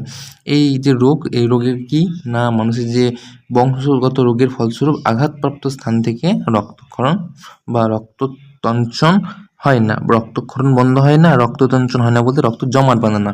ঠিক আছে, হিমোফিলিয়ার প্রকার কি, এখান থেকে কিন্তু প্রচুর কোশ্চেন এবার মাধ্যমিকে আসতে চলেছে, প্রচুর কোশ্চেন, শর্ট কোশ্চেন অবশ্য। হিমোফিলিয়ার প্রকার কি, হিমোফিলিয়া প্রধানত 3 প্রকার। হিমোফিলিয়া এ কি বলা হচ্ছে, একে বলা হচ্ছে ক্লাসিক্যাল হিমোফিলিয়া বলা হয়। এর কারণ এটি সর্বপ্রথম সর্বাধিক প্রাপ্ত হিমোফিলিয়া, অর্থাৎ এটি কিন্তু সর্বোচ্চ পাওয়া যায়, প্রায় 80% মতো এই হিমোফিলিয়া কিন্তু প্রাপ্ত। কেন, রক্তজলন যে 8 নম্বর ফ্যাক্টর বা অ্যান্টি হিমোফিলিক ফ্যাক্টর বলা হচ্ছে, সেটি উৎপন্ন না হলে এই রোগ হয়। 80% হিমোফিলিয়া কিন্তু এই প্রকৃতির হয়। হিমোফিলিয়া বি কি না, একে বলা হয় ক্রিসমাস ডিজিজ। হিমোফিলিয়া বির এক নাম হচ্ছে ক্রিসমাস ডিজিজ। কেন বলা হচ্ছে ক্রিসমাস ডিজিজ?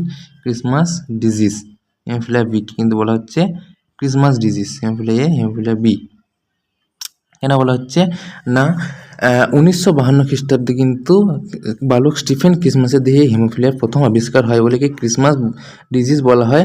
রক্ততঞ্চনে তার নাম অনুসারে কিন্তু রক্ততঞ্চনের ওটা ছিল কত, 8 নম্বর ফ্যাক্টর, এটা হচ্ছে 9 নম্বর ফ্যাক্টর। এই ক্রিসমাস ফ্যাক্টর থাকে না, এখানে কিন্তু 80% টোটাল হয়, এটা হচ্ছে 20%, খুবই কম। এবং পরবর্তী কিন্তু রানী ভিক্টোরিয়ার ফ্যামিলিতেও এর উপস্থিত এই যে রোগ সেটি দেখা যায়, তাই কি বলা হচ্ছে রাজকীয় বা রয়্যাল হিমোফিলিয়া কিন্তু বলা হয়। ঠিক আছে, এরপর হিমোফিলিয়া সি, এখানে কিন্তু দেখতে পাচ্ছ 80 আর 20 100 হয়ে গেল, কিছু খুব কম পরিমাণ। যখন ফ্যাক্টর 11 বা প্লাজমা থ্রোম্বোপ্লাস্টিন বা অ্যান্টিসিডেন্ট বা পিটিএ শর্ট ফর্মে বলা হতে পারে, এটা মনে রাখবে। অর্থাৎ এটা হচ্ছে কত নম্বর গেল, এটা হচ্ছে 8 নম্বর ফ্যাক্টর, এটা হচ্ছে 9 নম্বর ফ্যাক্টর, 9 নম্বর ফ্যাক্টর, আর এটা তাহলে কত হবে, এটা হবে 11 নম্বর ফ্যাক্টর। ক্লিয়ার? প্রচ্ছন্ন জিন 4 নম্বর অটোজেনের উপস্থিত করে, তখন কিন্তু এই রোগ হতে পারে। এই রোগের পপুলেশনে কিন্তু খুবই কম কিন্তু এই প্রকার দেখা যায়। এটা কিন্তু বিশেষ ধরনের মিউটেশনের ফলে হয়, প্রচ্ছন্ন জিন 4 নম্বর অটোজেনে অবস্থান করে। ঠিক আছে? কারণ কি, হিমোফিলিয়া এক্স ক্রোমোজোম বাহিত রোগ, স্বভাবত বংশগতিভাবে হয়। এবং রক্তজঞ্জনের যদি হিমোফিলিয়া এ হয় ক নম্বর 8 নম্বর, হিমোফিলিয়া বি হলে ক নম্বর 9 নম্বর, হিমোফিলিয়া সি হলে ক নম্বর, অটোজমের 4 নম্বর জিনটি বা বলতে পারো এক্সআই বা 11 নম্বর যে ফ্যাক্টর অর্থাৎ প্লাজমা থর্মোপ্লাস্টিন, সেটি কিন্তু বিনষ্ট হয়। ঠিক আছে? লক্ষণ কি না, রক্তক্ষরণ বন্ধ হয় না। ঠিক আছে? এবার এখানে যে এক্স ওয়াই ক্রোমোজোমে সেটি কিন্তু আসবে। ঠিক আছে? আমি এটা দেখিয়ে দিই।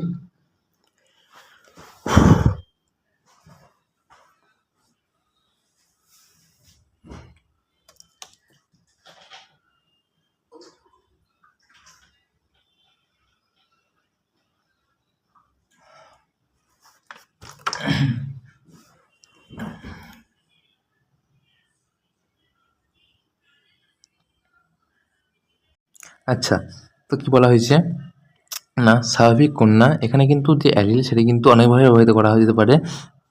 তোমরা চাইলে এক্স প্লাস বা এই এক্স এইচ প্লাস আর এক্স এইচ, শুধু এক্স লিখতে পারো। মানে বলতে চাইছি, যখনই এক্স এইচ লিখবে এটা বোঝাচ্ছে স্বাভাবিক, এটা বোঝাচ্ছে আক্রান্ত। ঠিক আছে? এভাবে কিন্তু লিখতে পারো, এটা যেমন লিখেছে এইচ ড্যাশ ড্যাশ, সেভাবে লেখা যেতে পারে। তো এখানে কী বলা হয়েছে না, একটা বাহক পিতা আছে আর স্বাভাবিক পিতা আছে, বাহক মাতা আছে, স্বাভাবিক পিতা আছে। মনে রাখবে কি, মাতা কোনোই কিন্তু যে হিমোফিলিয়া আর যে পরে পড়বো বন্ধান্ধতাতে আক্রান্ত হতে পারে না। ঠিক আছে? কোনোভাবে কিন্তু তোমার অ্যান্সার যদি আছে এখানে ভুল আছে। ঠিক আছে? তাহলে কি হচ্ছে, মাতৃগ্যামেট কি বলছে, এইচ প্লাস যেহেতু বাহক আছে, তাই একটা কিন্তু বিশুদ্ধ অর্থাৎ এটা রোগহীন হবে, আর একটা হবে আক্রান্ত। আর স্বাভাবিক পিতার ক্ষেত্রে কী হবে, এটা কিন্তু কোনো আসছে না, আর এটা হবে কি না স্বাভাবিক। সরি, হলো ক্লিয়ার? এরপর আসছে এটাকে কিন্তু কি বলা হচ্ছে, মেলের যে দিকটা এটা ফিমেলের দিকটা। এখানে যেহেতু দুটোই স্বাভাবিক তাই হয়ে গেল স্বাভাবিক, এখানে যেহেতু একটা স্বাভাবিক একটা অস্বাভাবিক তাই হয়ে গেল বাহক, আর এখানে কিন্তু হয়ে গেল স্বাভাবিক। কিন্তু শেষে যখন আমরা দেখলাম এই যে ফ্যাক্টরটা আর এই ফ্যাক্টরটা যখন আক্রান্ত, তাই এটা কী হবে, হিমোফিলিক পুত্র। ঠিক আছে? এবার তোমাদেরকে বলি, খুব ভালোভাবে শুনবে। এইখানে যখন বলবে টোটাল সন্তান, যদি বলে টোটাল চাইল্ড সন্তান অর্থাৎ কন্যা পুত্র উভয়, তাহলে কিন্তু 4টা নিয়ে হিসাব হবে। যদি বলে টোটাল কন্যা, তাহলে শুধু এই দুটি নিয়ে, টোটাল পুত্র বললে এই দুটি নিয়ে। ঠিক আছে? তাহলে এখানে কত পার্সেন্ট টোটাল সন্তান স্বাভাবিক আছে না, একটা কন্যা আছে একটা পুত্র আছে, তাহলে কত, 50%। হিমোফিলিক পুত্র কত আছে, স্বাভাবিক পুত্র কত আছে, স্বাভাবিক পুত্র আছে 50%। হিমোফিলিক স্বাভাবিক সন্তান কত আছে, 50%। বাহক সন্তান কত আছে, 25%। আর আক্রান্ত সন্তান কত আছে, 25%। হলো। এবার যদি বলে আক্রান্ত কন্যা কত আছে, তাড়াতাড়ি কমন বক্সে তাড়াতাড়ি 0%। স্বাভাবিক কন্যা 50%, যেহেতু দুটির মধ্যে হচ্ছে এই দুটির মধ্যে, আর বাহক কন্যা 50%। ক্লিয়ার? আর আক্রান্ত পুত্র কত আছে এখানে, আক্রান্ত পুত্র হিমোফিলিক পুত্র 50%, আর স্বাভাবিক আছে 50%। আর এখানে বাহক কিন্তু হয় না, পুত্ররা কিন্তু কোনোদিন বাহক হতে পারে না। ঠিক আছে? এর যে ফলাফল সেটা কিন্তু দেওয়া রয়েছে। এবার আসছে বর্ণান্ধতা, এখানে আমরা ট্রিক শেখাবো, ট্রিক খুব ভালোভাবে তোমরা শুনবে। বর্ণান্ধতা কি বলা হচ্ছে না, মানুষের চোখে রেটিনায় অবস্থিত কোন কোষ, আমরা জানি কোন কোষ কি দেখতে সাহায্য করে, বর্ণ দেখতে সাহায্য করে, আর রড কোষ কি অন্ধকারে। একটা এর কনসেপ্টুয়াল বলে দিচ্ছি, রড যেহেতু শক্তিশালী হয় তাই অন্ধকারে দেখতে, রড রাত্রে মনে রাখবে। ঠিক আছে? ট্রিক মনে রাখবে, এতে সাহায্য করে এবং যখনই বর্ণের পার্থক্য করতে পারে না তখন থেকে বর্ণনাদা বলছে, ঠিক আছে। সংজ্ঞা লাগবে না। বর্ণনাদা 3 প্রকার: লাল প্রোটোনোপিয়া, নীল ট্রাইটোনোপিয়া, সবুজ ডিউটেরোনোপিয়া। কি বলছে, যখন তোমরা কীভাবে মনে রাখবে, লাল তোমার সাপোজ তোমার প্রিয় রং লাল, ঠিক আছে, সাপোজ, তাহলে কি বলবে, লাল প্রিয় রং, তার মানে প্রোটোনোপিয়া, পদে প্রিয়, তাহলে লাল প্রোটোনোপিয়া। সবুজ, তোমরা কিন্তু মাঠে দেখেছো ডিউ আসে, ডিউ মাঠ কী রঙের হয়, সবুজ, তাই ডিউটেরোনোপিয়া। আর নীল একটাই পড়ে এলো, ট্রাইটোনোপিয়া, ঠিক আছে। এবার কারণ, তিনটে কিন্তু আলাদা আলাদা কারণ।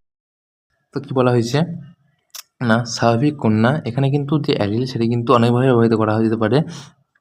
তোমরা চাইলে এক্স প্লাস বা এই এক্স এইচ প্লাস আর এক্স এইচ, শুধু এক্স লিখতে পারো।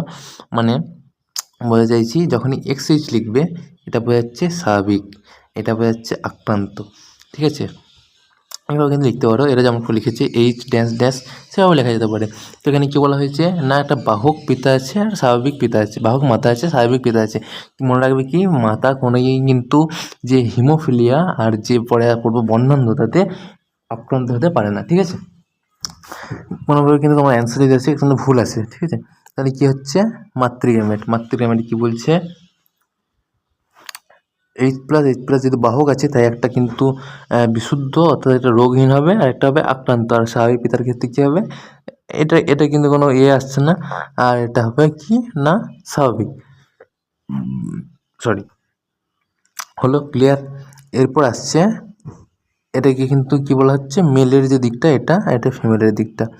এখানে যেহেতু দুটোই স্বাভাবিক তাই হয়ে গেলো স্বাভাবিক, এখানে যেহেতু একটা স্বাভাবিক একটা অস্বাভাবিক তাই হয়ে গেলো বাহক, আর এখানে কিন্তু হয়ে গেলো স্বাভাবিক। কিন্তু শেষে যখন আমরা দেখলাম এই যে ফ্যাক্টরটা আর এই ফ্যাক্টরটা যখন আক্রান্ত, তাই এটা কী হবে, হিমোফিলিক পুত্র, ঠিক আছে। এবার তোমাদেরকে বলি, খুব ভালোভাবে শুনবে, এইখানে যখন বলবে টোটাল সন্তান, যদি বলে টোটাল চাইল্ড, সন্তান, অর্থাৎ কন্যা পুত্র উভয়, তাহলে কিন্তু 4টা নিয়ে হিসাব হবে। যদি বলে টোটাল কন্যা, তাহলে শুধু এই দুটি নিয়ে, টোটাল পুত্র বললে এই দুটি নিয়ে, ঠিক আছে। তাহলে এখানে কত পার্সেন্ট টোটাল সন্তান স্বাভাবিক আছে না, একটা কন্যা আছে একটা পুত্র আছে, তাহলে কত, 50%। হিমোফিলিক পুত্র কত আছে, স্বাভাবিক পুত্র কত আছে, স্বাভাবিক পুত্র আছে 50%। হিমোফিলিক স্বাভাবিক সন্তান কত আছে, 50%। বাহক সন্তান কত আছে, 25%। আর আক্রান্ত সন্তান কত আছে, 25%। হলো। এবার যদি বলে আক্রান্ত কন্যা কত আছে, তাড়াতাড়ি কমেন্ট বক্সে তাড়াতাড়ি, 0%। স্বাভাবিক কন্যা 50%, যেহেতু দুটির মধ্যে হচ্ছে, এই দুটির মধ্যে, আর বাহক কন্যা 50%, ক্লিয়ার। আর আক্রান্ত পুত্র কত আছে এখানে, আক্রান্ত পুত্র হিমোফিলিক পুত্র 50%, আর স্বাভাবিক আছে 50%। আর এখানে বাহক কিন্তু হয় না, পুত্ররা কিন্তু কোনোদিন বাহক হতে পারে না, ঠিক আছে। এর যে ফলাফল সেটা কিন্তু দেওয়া রয়েছে। এবার আসছে বর্ণান্ধতা, এখানে আমরা ট্রিক শেখাবো, ট্রিক খুব ভালোভাবে তোমরা শুনবে। বর্ণান্ধতা কী বলা হচ্ছে না, মানুষের চোখে রেটিনায় অবস্থিত কোন কোষ, আমরা জানি কোন কোষ কী দেখতে সাহায্য করে, বর্ণ দেখতে সাহায্য করে, আর রড কোষ কি অন্ধকারে। একটা এর কনসেপচুয়াল বলে দিচ্ছি, রড যেহেতু শক্তিশালী হয় তাই অন্ধকারে দেখতে, রড রাত্রে মনে রাখবে, ঠিক আছে, ট্রিক মনে রাখবে, এতে সাহায্য করে এবং যখনই বর্ণের পার্থক্য করতে পারে না তখন থেকে বর্ণনাদা বলছে, ঠিক আছে। সংজ্ঞা লাগবে না। বর্ণনাদা 3 প্রকার: লাল প্রোটোনোপিয়া, নীল ট্রাইটোনোপিয়া, সবুজ ডিউটেরোনোপিয়া। কি বলছে, যখন তোমরা কীভাবে মনে রাখবে, লাল তোমার সাপোজ তোমার প্রিয় রং লাল, ঠিক আছে, সাপোজ, তাহলে কি বলবে, লাল প্রিয় রং, তার মানে প্রোটোনোপিয়া, পদে প্রিয়, তাহলে লাল প্রোটোনোপিয়া। সবুজ, তোমরা কিন্তু মাঠে দেখেছো ডিউ আসে, ডিউ মাঠ কী রঙের হয়, সবুজ, তাই ডিউটেরোনোপিয়া। আর নীল একটাই পড়ে এলো, ট্রাইটোনোপিয়া, ঠিক আছে। এবার কারণ, তিনটে কিন্তু আলাদা আলাদা কারণ রয়েছে। এই যে লাল ও সবুজ বর্ণান্ধতা, এটা কি হয় না, লাল ও সবুজ লাল ও সবুজ এক্স ক্রোমোজোমস্থিত প্রচ্ছন্ন জিনের কারণে হয়। আর 7 নম্বর অটোজোমে প্রচ্ছন্ন জিনিস থাকলে নীল বর্ণহীনতা হয়। ঠিক আছে, বর্ণহীনতা রোগটি পুরুষদের অধিক লক্ষ্য করা যায়। এটা কিন্তু সেম, কারণ ওই যে হেমোফিলিয়া বললাম তার মধ্যে মতনই, কারণ এটি এক্স লিঙ্ক প্রচ্ছন্ন বর্ণহীনতা সেটিকে যে দায়ী সেটি এক হেমিজাইগাস বলা হয়। সেই জন্য লক্ষণ কি, ওই লাল সবুজ বর্ণ চিনতে না পারা বা লাল সবুজ নীল বর্ণ দেখতে না পাওয়া। বর্ণহীনতার উত্তরাধিকারী কীভাবে হয়, ওই বংশগত মাধ্যমে। এখানে কি দেখিয়েছে, এটা একটু দেখানো। এখানে কি বলেছে না, একটা আছে স্বাভাবিক বাহক মাত্রা। বাহক মাত্রা কী হবে, একটা স্বাভাবিক থাকবে আর একটা থাকবে আক্রান্ত। এখানে দেখাচ্ছে এক্সি এক্সি প্লাস, এখানে কি দেখাচ্ছে এক্সি আক্রান্ত ওয়াই। ঠিক আছে, তাহলে কী হবে, যখন এই দুটি স্বাভাবিক তাহলে স্বাভাবিক কন্যা, এটা স্বাভাবিক এটা স্বাভাবিক তাহলে স্বাভাবিক পুত্র। আবার এটা বাহক বাহক এটা স্বাভাবিক তাহলে কী হবে, বাহক কন্যা। আর এটা যখন আক্রান্ত এটা যখন আক্রান্ত অর্থাৎ তখন কী যাবে, বর্ণান্ধ পুত্র। ঠিক আছে, তাহলে সেমভাবে আমরা কীভাবে করেছিলাম না, কন্যা সন্তানদের মধ্যে 50% কিন্তু স্বাভাবিক। এই যে কন্যার মধ্যে এই যে কন্যার মধ্যে কিন্তু 50% স্বাভাবিক। ঠিক আছে, আবার পুত্রর মধ্যে 50% স্বাভাবিক 50% আক্রান্ত, কন্যার মধ্যে 50% স্বাভাবিক 50% বাহক।